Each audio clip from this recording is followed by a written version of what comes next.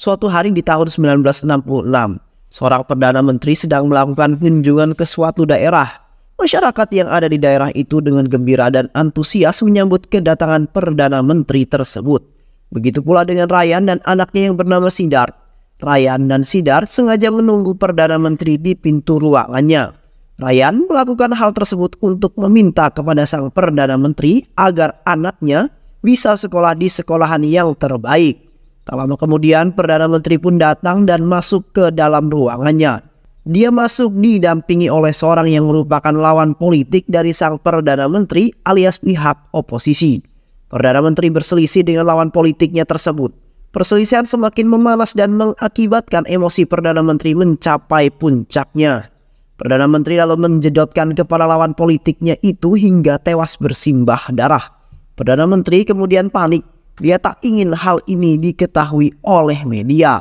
Untuk menjaga nama baiknya, Perdana Menteri lalu melemparkan kasus ini kepada Ryan.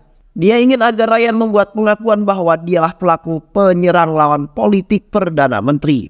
Ryan bingung, tapi tak lama kemudian dia menyetujui hal tersebut.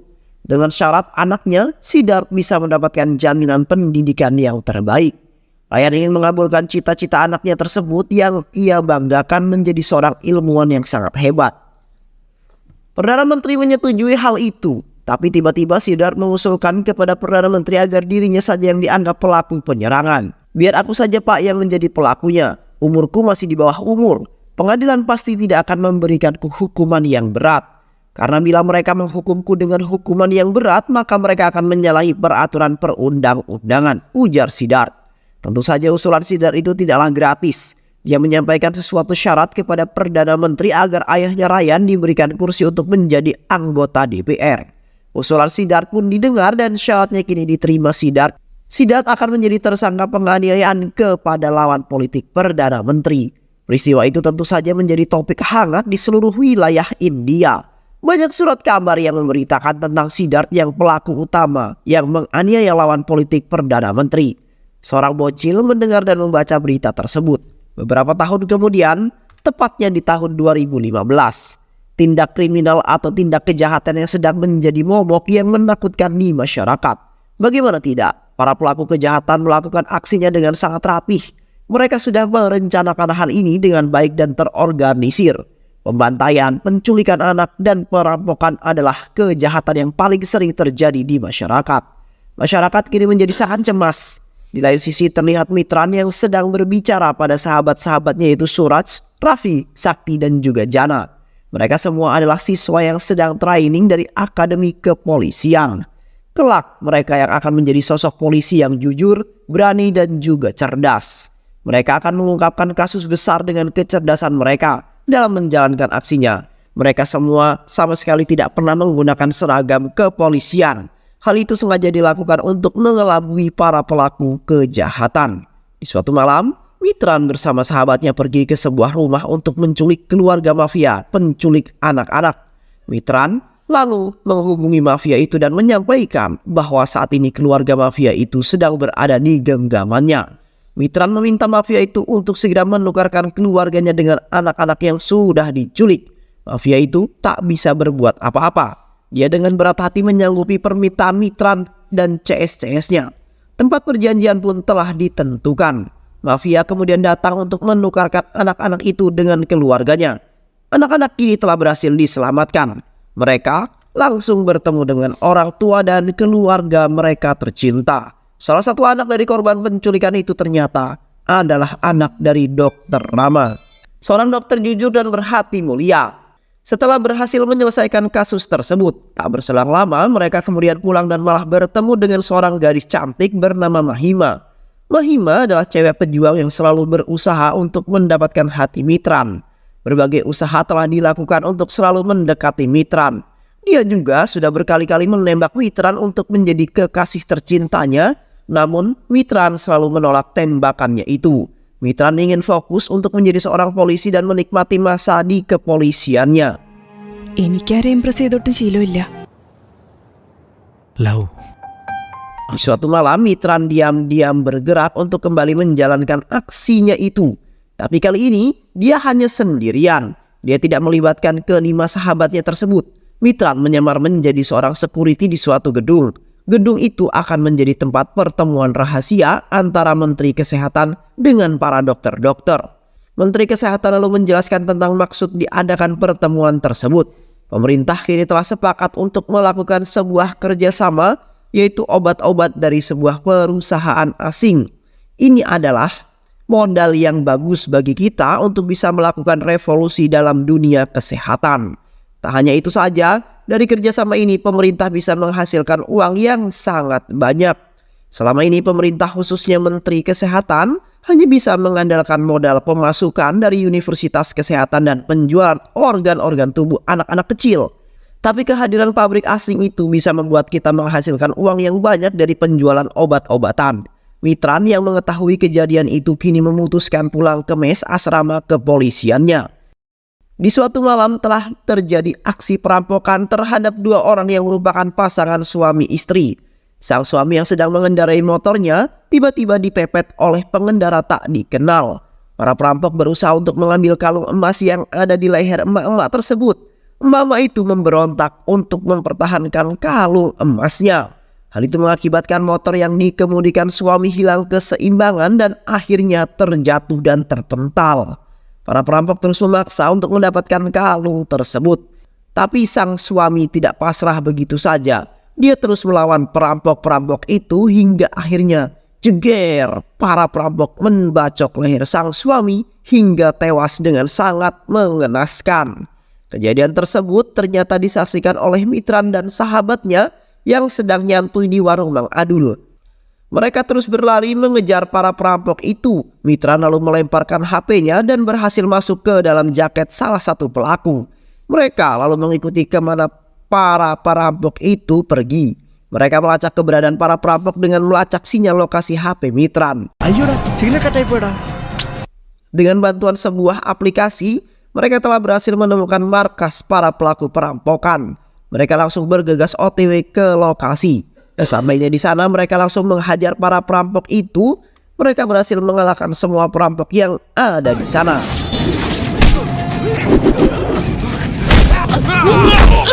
Salah harami.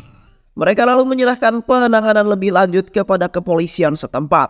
Beberapa hari kemudian, pihak kepolisian sedang mengadakan apel pagi untuk menyambut kedatangan sang Perdana Menteri. Namun tiba-tiba, ternyata salah satu dari perampok itu adalah ajudan dari Perdana Menteri. Dia sudah dibebaskan dari kasus perampokan itu.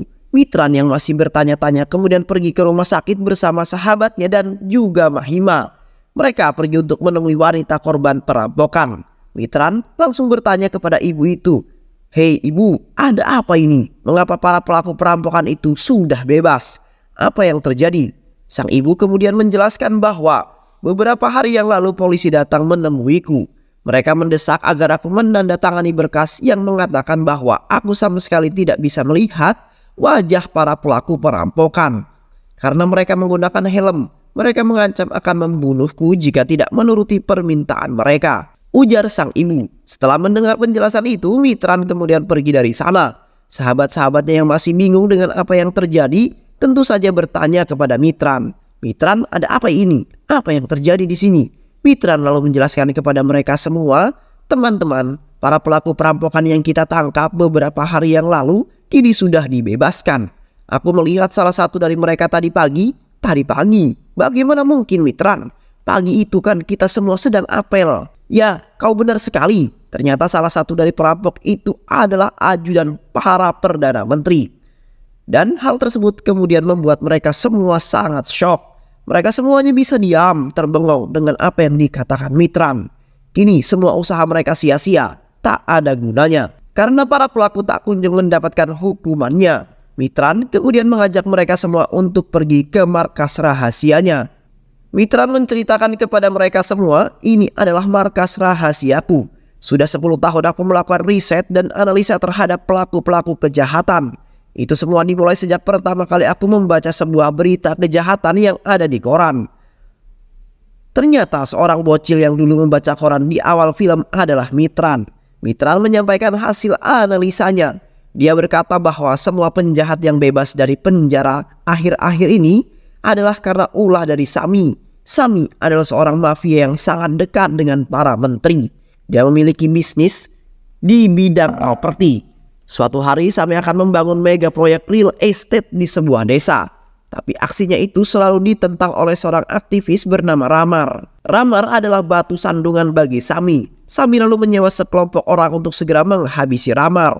Orang-orang itu menghabisi Ramar dan merampok harta milik istri Ramar. Dan itulah kejadian perampokan yang kita lihat pada malam itu. Jadi menurut kalian, siapa musuh kita yang sebenarnya? Para perampok itu atau justru Sami yang merencanakan semua ini, ujar Mitran. Tak hanya itu saja, Mitran juga menjelaskan pada mereka semua bahwa akhir-akhir ini dia juga menemukan sebuah kasus di bidang kesehatan. 1 bulan yang lalu telah terjadi 18 kasus kematian bayi di rumah sakit. Aku telah bertemu dengan salah satu ibu yang bayinya menjadi seorang korban.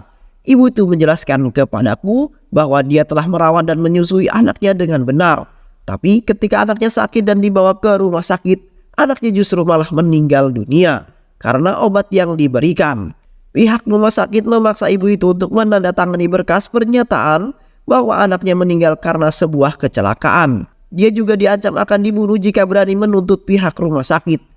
Aku telah menelusuri kejanggalan ini dan aku telah menemukan sebuah fakta yang sangat mencengangkan. Ternyata ke-18 bayi itu tewas karena dijadikan bahan sebuah eksperimen untuk obat baru. Pemerintah melalui Menteri Kesehatannya telah bekerja sama dengan perusahaan farmasi asing pembuat obat itu. Seorang dokter jujur bernama Rama berniat untuk mengungkapkan kasus kejahatan ini. Tapi musuh-musuh yang mendapat bantuan dari para politikus menyuruh anak buah untuk menculik anak dokter Rama. Anaknya dijadikan sandera untuk membungkam mulut dokter Rama. Tapi kita sudah berhasil menyelamatkan anak tersebut. Kini, di balik kejahatan kecil yang terjadi, akhir-akhir ini ternyata ada sebuah kejahatan yang besar yang ada di dalamnya. Terdapat 15 orang yang menjadi sindikat kejahatan tersebut. Mereka adalah para menteri, gubernur, wali kota, pengusaha properti, pengedar obat-obatan, ulama gadungan, dan masih banyak lagi. 3 di antara mereka adalah orang yang paling berpengaruh dalam kejahatan tersebut. Pertama adalah Menteri Kesehatan. Dia yang menguasai universitas kedokteran, perusahaan farmasi, dan rumah sakit. Dia telah mengatur kematian ratusan pasien di rumah sakit yang diakibatkan oleh komplikasi obat. Yang kedua adalah Menteri Sumber Daya Alam. Dia telah mencuri ratusan triliun dari uang penjualan bahan-bahan alam di negeri kita. Dan yang ketiga adalah Sami. Sami adalah seorang pengusaha properti yang menjadi ketua mafia. Dialah yang memerintah anak buahnya untuk menghabisi orang-orang yang telah menghambat dan mengganggu bisnisnya. Kesimpulannya adalah semua kejahatan kecil ini lahir dari sebuah kejahatan yang besar. Dan semua kejahatan ini, baik itu besar ataupun kecil, semata-mata dilakukan hanya untuk mencari satu tujuan, yaitu uang, ujar Mitran. Mitran mulai bergerak untuk mencari otak dari kejahatan ini semua. Dia mulai mengikuti kemana Menteri Sumber Daya Alam pergi. Ternyata Menteri Sumber Daya Alam pergi ke sebuah laboratorium. Di sana juga sudah menunggu Menteri Kesehatan dan juga Sami. Mereka kemudian masuk ke dalam untuk melakukan sebuah pertemuan rahasia. Mitran yakin mereka pasti akan bertemu dengan seorang yang sangat penting. Dan benar saja, satu persatu petunjuk mulai didapatkan Mitran. Ternyata di dalam sana mereka bertemu dengan Ryan. Ryan, Sami, dan kedua menteri itu sedang menunggu seseorang di dalam ruangan pertemuan. Mitran menyelinap masuk dan membuntuti mereka dari atas lift. Tak lama kemudian, orang yang ditunggu pun datang. Dia memanggil Ryan dengan sebutan ayah. Ternyata orang itu adalah Siddharth, anak dari Ryan sekaligus seorang bocil yang menjadi kambing hitam dari Perdana Menteri. Ternyata mereka melakukan pertemuan itu untuk menghabisi Angelina, pemimpin perusahaan farmasi asing yang dikenal baik dan jujur. Keesokan harinya, Mitran melihat Siddharth yang terus mendesak Perdana Menteri untuk menandatangani persetujuan agar Siddharth bisa mengedarkan obatnya itu ke masyarakat sebagai uji coba. Mitran lalu menyampaikan hal itu kepada sahabat-sahabatnya. Dia mengatakan bahwa otak di balik kasus kejahatan di bidang kesehatan ini adalah Siddharth. Siddharth dikenal sebagai seorang ilmuwan jenius. Berbagai penghargaan telah diberikan kepada dirinya. Mereka selalu memberikan terobosan-terobosan dalam menyelesaikan masalah yang dihadapi oleh pemerintah. Hal itu membuat Siddharth memiliki banyak koneksi dengan orang-orang penting di pemerintahan. Siddharth memanfaatkan terobosan-terobosan itu sebagai ladang bisnis untuk mencari cuan yang sangat banyak. Beberapa hari telah berlalu, kini acara pelantikan calon perwira polisi pun telah di depan mata. Mitran terpilih sebagai lulusan terbaik dari Akademi Kepolisian. Dia akan diberikan sebuah penghargaan. Siddharth memberikan penghargaan berupa pistol Beretta kepada Mitran. Keesokan harinya Mitran telah resmi menjadi seorang perwira polisi dan memiliki anak buah. Mitran ingin menjebloskan Siddharth ke penjara. Tapi sebelum itu dia harus memiliki bukti yang sangat kuat. Mitran terus melakukan sebuah penyelidikan hingga pada suatu hari dia bertemu dengan Imam Ali, seorang dokter muslim. Ali membenarkan tentang adanya transaksi triliunan yang dilakukan di negara Swiss. Saya dengar orang-orang itu akan membangun sebuah perusahaan baru di Pulau Mauritius. Tapi saya tidak tahu mereka akan membangun pabrik apa itu. Mitran langsung pergi ke Pulau Mauritius. Dia terbang ke sana untuk bertemu dengan seorang wanita yang bekerja sebagai manajer di salah satu bank di Pulau Mauritius. Manajer bank tersebut membenarkan tentang adanya transaksi triliunan tersebut. Mitran kemudian bertemu dengan Dr. Rama. Dr. Rama mengusulkan kepada Mitran agar segera membantu Angelina untuk mendapatkan kontrak penjualan obat dari Perdana Menteri. Karena bila Siddharth mendapatkan kontrak itu terlebih dahulu, maka obat-obatan Siddharth lah yang akan beredar di negeri kita. Dan ratusan orang pasti akan mati karena obat itu. Obat Siddharth adalah obat yang berbahaya. Terobosan-terobosan yang dilakukan oleh Siddharth sebenarnya tidak terbukti menyembuhkan penyakit. Justru obat-obat itu malah melahirkan penyakit baru yang membuat masyarakat harus berobat ke rumah sakit. Untuk bisa sembuh, mereka akan mengeluarkan banyak uang untuk membeli obat. Dan alhasil bisnis Siddharth akan berkembang dengan sangat pesat, ujar Dr. Rama. Mitran lalu pergi untuk bertemu Angelina. Sedangkan Siddharth masih melakukan perundingan untuk membangun perusahaannya. Mitran mengatakan kepada Bu Angelina, "Bu, ada seorang mafia di bidang kesehatan yang bernama Siddharth. Dia telah bekerja sama dengan direktur perusahaanmu untuk segera menghabisi dirimu. Aku akan menunjukkan kepada dirimu, aku akan datang untuk melindungi dirimu. Aku akan membawa ke tempat yang aman dan akan menangkap semua antek-antek Siddharth di tempat yang aman." Bu Angelina menyetujui tawaran tersebut. Kini Bu Angelina akan diamankan oleh Mitran agar bisa bertemu dengan Perdana Menteri dan menandatangani kontrak itu. Namun sebelum itu, sebagai langkah antisipasi, Mitran memanggil Mahima dan meminta tolong padanya. Mahima diminta Mitran untuk menyamar dan menggunakan pakaian yang sama dengan Angelina. Mereka saling berganti mobil sebelum pergi ke lokasi. Mahima ditemani oleh Mitran yang menjaganya dari belakang. Sedangkan Angelina diantarkan oleh anak buah Mitran ke tempat pertemuan dengan Perdana Menteri. Dan benar saja, tak lama kemudian seorang pembunuh bayaran datang. Dia menembakkan pistol kepada Mahima dan karena mengira bahwa Mahima adalah Angelina, Mitran langsung mengecek kondisi Mahima dan beruntung Mahima selamat dan tidak kenapa-kenapa. Mitran bersama anak buahnya langsung berlari untuk membekuk para pembunuh bayaran tersebut. Sementara itu di waktu yang bersamaan, anak buah Mitran datang untuk menangkap Perdana Menteri Kesehatan dan juga Menteri Sumber Daya Alam. Mitran menghubungi Siddharth dan menyampaikan kabar penangkapan itu. Siddharth menjadi gelisah karena kesepakatannya di Swiss akan gugur jika kedua menteri berhasil ditangkap. Di sisi lain, Siddharth juga mengkhawatirkan kontrak obat-obatan yang dengan Perdana Menteri. Siddharth lalu menghubungi Vicky, seorang pembunuh bayaran yang ditugaskan untuk segera menghabisi Angelina. Siddharth juga menghubungi Perdana Menteri Keuangan. Dia meminta agar Menteri Keuangan segera mencairkan dana untuk dirinya. Dana itu akan Siddharth gunakan untuk mempercepat kesepakatannya dengan perusahaan asing. Tapi Menteri Keuangan dengan tegas menolak permintaan itu. Siddharth kemudian mengatakan akan menyebarkan video asusila Menteri Keuangan dengan anaknya, finalis Miss India. Ancaman itu membuat Menteri Keuangan tunduk. Dia dengan terpaksa menuruti permintaan Siddharth. Di lain sisi, Mitran sudah sampai ke lokasi tempat pengamanan Angelina. Perdana Menteri akan hadir untuk menandatangani kontrak tersebut. Baru saja berjalan bersama Angelina, tiba-tiba saja seorang polisi pengkhianat datang dan langsung menembak mereka. Mitran terkejut dan jatuh pingsan. Polisi itu kemudian menembak Angelina hingga tewas di tempat. Di lain sisi, uang yang dikirim oleh Kementerian Keuangan telah masuk ke rekening Siddharth. Siddharth berhasil menyelesaikan kesepakatannya. Tak lama kemudian Vicky menghubungi dirinya untuk melapor. "Bos, semua telah aman terkendali. Angelina dan Mitran sudah tewas dibunuh."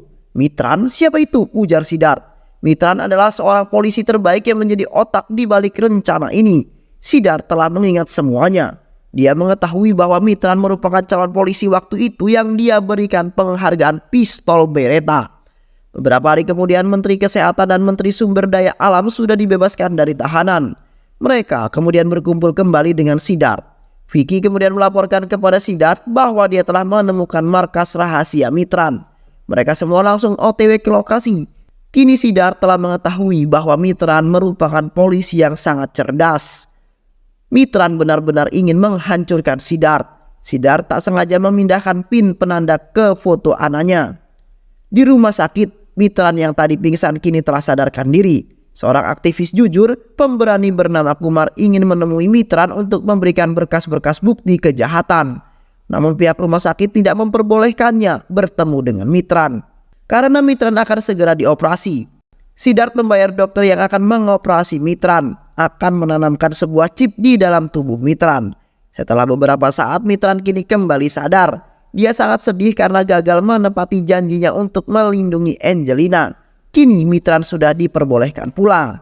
Dia langsung bergerak memburu Siddharth, namun kali ini Siddharth akan mengetahui segalanya. Mulai dari isi percakapan Mitran maupun lokasi di mana Mitran berada. Mitran kemudian pergi menemui Kumar di tempat yang telah dijanjikan. Mahima lalu bertanya siapa itu Kumar. Kumar adalah pacar dari gadis cantik bernama Mani. Mani adalah apoteker jujur yang menjadi anak buah Siddharth. Mani merekam semua video yang menjadi bukti kejahatan Siddharth. Dia lalu memberikan video itu kepada Kumar. Mani ingin agar Kumar mengungkapkan video kejahatan itu kepada pihak kepolisian. Itulah alasan mengapa Kumar datang ke rumah sakit untuk bertemu dengan Mitran. Siddharth benar-benar tak menyangka bahwa Mani telah dibunuh, ternyata masih memiliki sebuah bukti. Siddharth lalu berjalan mengikuti kemana Mitran pergi dan menyuruh Vicky untuk merebut SD card yang ada di video itu. Vicky telah sampai di rumah Kumar. Dia langsung meminta Kumar untuk menyerahkan CD card itu. Tapi Kumar sudah terlebih dahulu menyembunyikan CD card itu. Vicky menyiksa Kumar, tapi Kumar tak kunjung mengatakannya. Mitran terus menunggu Kumar di lokasi yang telah dijanjikan. Karena Kumar tak kunjung datang, Mitran kemudian meminta Jana, sahabatnya, untuk pergi ke rumah Kumar. Jana berhadapan dengan Vicky dan anak buahnya. Jana berhasil menghajar mereka. Kumar lalu memberikan SD card itu kepada Jana. Karena kesal, Vicky CS kemudian membacok Kumar hingga tewas. Pertarungan terus terjadi, tapi Jana yang gagah perkasa berhasil mengalahkan mereka semua. Jana bergegas untuk mengendarai motornya untuk menyerahkan SD card itu kepada Mitran. Namun di tengah jalan, Siddharth berhasil mencelakai Jana. Jana tertangkap dan diseret paksa oleh Siddharth ke sebuah bangunan kosong. Jana dihajar dengan bambu oleh Siddharth dan juga Vicky. Dia dipaksa untuk menghirup obat terlarang dengan dosis yang berlebihan. Jana kemudian ngefly. Dia dibawa oleh Siddharth ke tengah-tengah jalan dan tiba-tiba jeder, sebuah mobil menabrak Jana hingga tewas. Berita kematian Jana menjadi topik hangat pada waktu itu. Mitran sangat sedih dengan kematian Jana. Sebagai penghormatan terakhirnya, dia akan membawa dan menyimpan Abu Jana di sisinya. Mitran kembali melanjutkan perburuannya. Di markas rahasianya, Mitran menyadari keanehan yang terjadi. Bagaimana mungkin tanda pin itu bisa berpindah posisi, ujar Mitran. Mitran bersama Mahima kemudian mencocokkan sidik jari yang ada di pin dengan sidik jari Siddharth yang ada di kotak pistol Beretta. Dan benar saja, itu adalah sidik jari milik Siddharth. Mitran kini mengetahui bahwa Siddharth telah menyusup ke dalam markas rahasianya. Mahima tak sengaja menemukan foto Anaya Miss India yang berada di dekat Siddharth. Mahima kemudian menyelidiki maksud dari foto itu. Setelah melakukan sebuah penelusuran, ternyata Anaya adalah finalis Miss India yang menjadi saingan Silva, pacar Siddharth. Siddharth dengan curang sengaja memenangkan Anaya. Hal itu dia lakukan karena yakin bahwa Anaya bisa menjadi pion yang berguna di kemudian hari. Silva yang kalah tentu saja sedih. Siddharth lalu menghabisi ayahnya Silva untuk membuat mental Silva semakin lemah. Dia berharap dengan jatuhnya mental Silva tersebut, Silva akan menggantungkan hidupnya pada dirinya. dan dirinya akan mudah untuk mengendalikan Silva. Mitran kemudian bertanya-tanya bagaimana mungkin Siddharth bisa mengetahui rencananya untuk bertemu dengan Kumar. Mitran terus memikirkannya hingga pada akhirnya Mitran menduga bahwa Siddharth pasti telah memasang penyadap di rumahnya. Mitran mengacak-acak seluruh isi rumahnya, tapi dia tak kunjung menemukannya. Mitran kemudian membeli alat pendeteksi penyadap. Dia kembali mencari keberadaan pelacak itu, namun untuk yang kedua kalinya dia gagal menemukan penyadap itu. Mitran kemudian kesal, dia lalu melemparkan alat pendeteksi itu. Tapi saat Mitran mendekat, alat pendeteksi tiba-tiba menyala. Mitran terheran-heran untuk memastikan lagi. Mitran kemudian menjauh dari alat pendeteksi. Alat pendeteksi tak merespon. Saat Mitran kembali mendekat, alat pendeteksi merespon adanya penyadap dan menyala. Kini Mitran telah mengetahui di mana lokasi alat penyadap itu. Dia kemudian pergi keluar untuk membeli sebuah kue. Mahima diminta untuk datang ke rumahnya dan di sana Mitran menyatakan cintanya dengan melamar Mahima. Ternyata itu semua adalah gimik untuk mengelabui Siddharth. Mitran kemudian mengisyaratkan agar Mahima mau membantu dirinya. Mahima kemudian membawa temannya yang merupakan seorang dokter jujur untuk melakukan operasi kepada Mitran. Operasi pengangkatan chip untuk dilakukan secara manual. Chip berhasil diangkat dari tubuh Mitran. Mitran sudah dapat bergerak dengan bebas. Mitran kemudian meminta Mahima untuk bertemu dengan Silva secara diam-diam dan menceritakan fakta yang sebenarnya. Mitran kemudian pergi ke bangunan kosong di mana Jana dihabisi. Dia memegang bambu yang digunakan Siddharth CS untuk menghabisi Jana.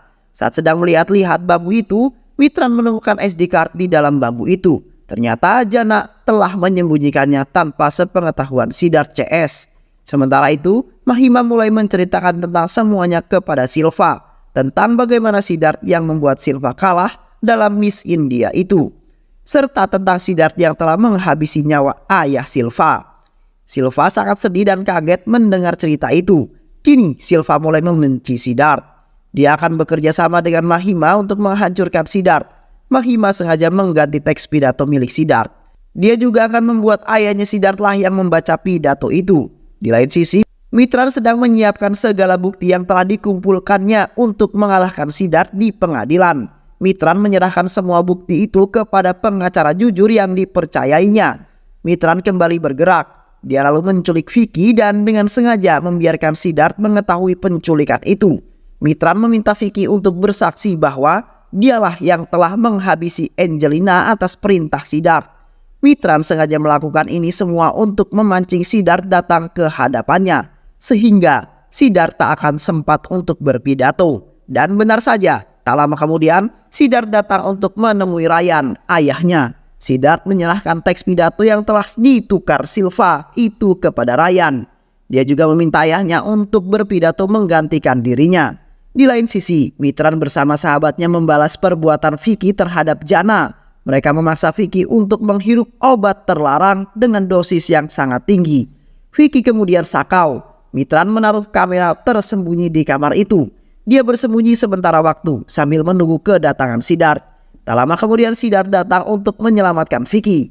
Tapi Vicky yang sakau kemudian berkata bahwa aku sudah mengatakan kepada mereka bahwa kaulah yang menghabisi Angelina. Siddharth yang emosi mendengar hal itu kemudian menghabisi Vicky saat itu juga. Di lain sisi terlihat Ryan, Siddharth yang sedang membacakan pidatonya. Dia mengatakan bahwa obat yang aku sebar di Tamil Nadu adalah obat yang belum terbukti bisa menyembuhkan penyakit.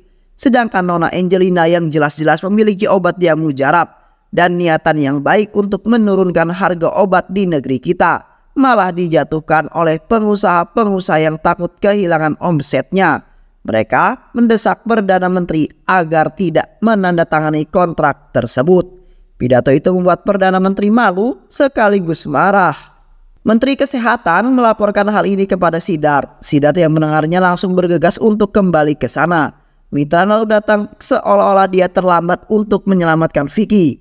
Dia lalu mengambil kamera tersembunyi yang ada di kamar itu sebagai bukti kuat bahwa Siddharth telah menghabisi Vicky. Sementara itu Siddharth telah sampai di sana. Dia berjalan menemui ayahnya. Siddharth memarahi ayahnya tersebut. Dia juga meminta Sami untuk segera menghabisi Ryan. Di malam harinya Ryan tengah pergi ke suatu tempat dengan mobilnya. Namun di tengah jalan, jeger, semua truk besar datang menghantam mobil Ryan. Mobil Ryan terbalik dan seketika meledak. Sami melaporkan kepada Siddharth bahwa dia telah menghabisi Ryan. Siddharth yang mendengarnya pun merasa sangat bahagia. Dia lalu pergi menemui Perdana Menteri. Kali ini Siddharth melakukan apa yang pernah Perdana Menteri lakukan. Dia menuduh Perdana Menteri sebagai orang yang membunuh Ryan. Dia akan membuat berita palsu dan menyebarkannya. Pak Perdana Menteri, jika kau tak ingin hal ini terjadi, maka patuhilah perintahku. Perdana Menteri yang ketakutan pun dengan terpaksa menuruti permintaan Siddharth. Apa yang kau inginkan, hah? Aku ingin agar kau mewajibkan seluruh masyarakat untuk membeli obatku. Kau juga harus membuat kebijakan yang menguntungkan perusahaanku. Dan yang terakhir, aku ingin ada acara untuk mengenang kematian ayahku, ujar Siddharth. Beberapa hari kemudian, acara mengenang kematian Ryan pun dilakukan.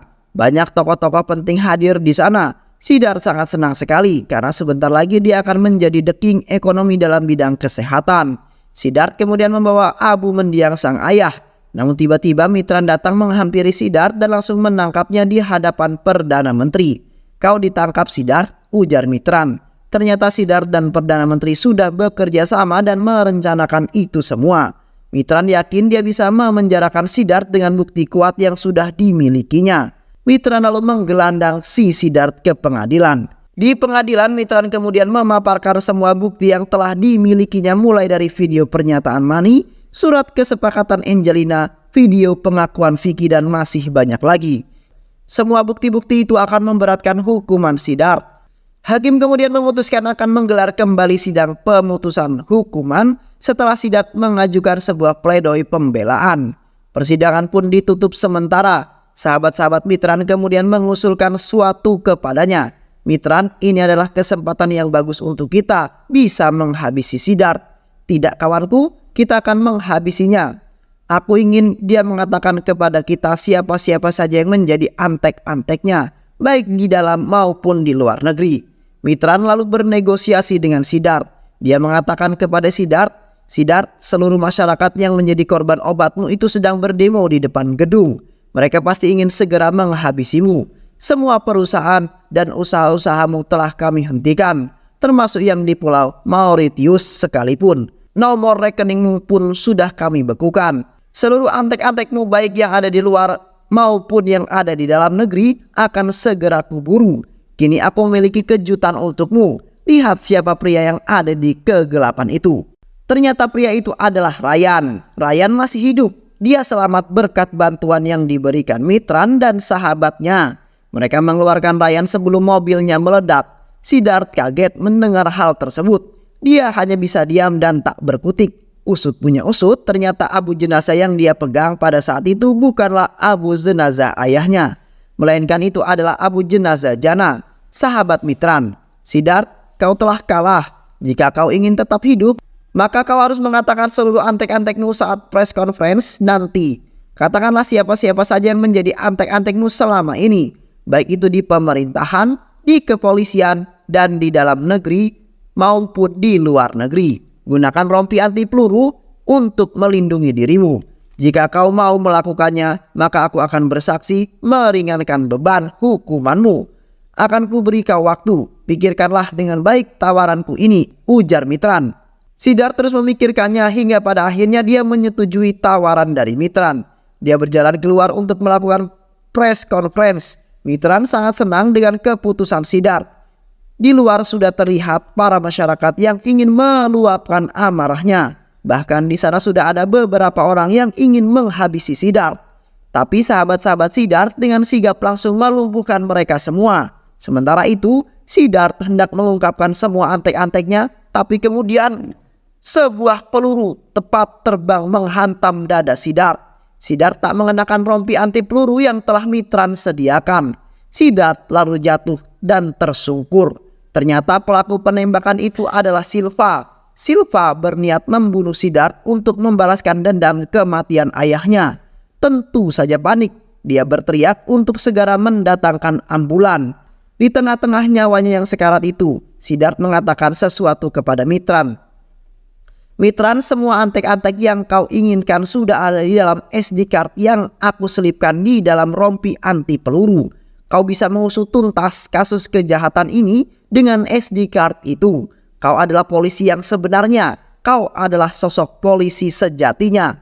Aku melakukan semua ini bukan untuk negara ini. Aku melakukan semua ini hanya karenamu, karena kau yang memintanya. Itulah kata-kata terakhir yang keluar dari mulut Siddhartha. Tak lama kemudian, Siddhartha pun tewas di tempat dan film pun selesai.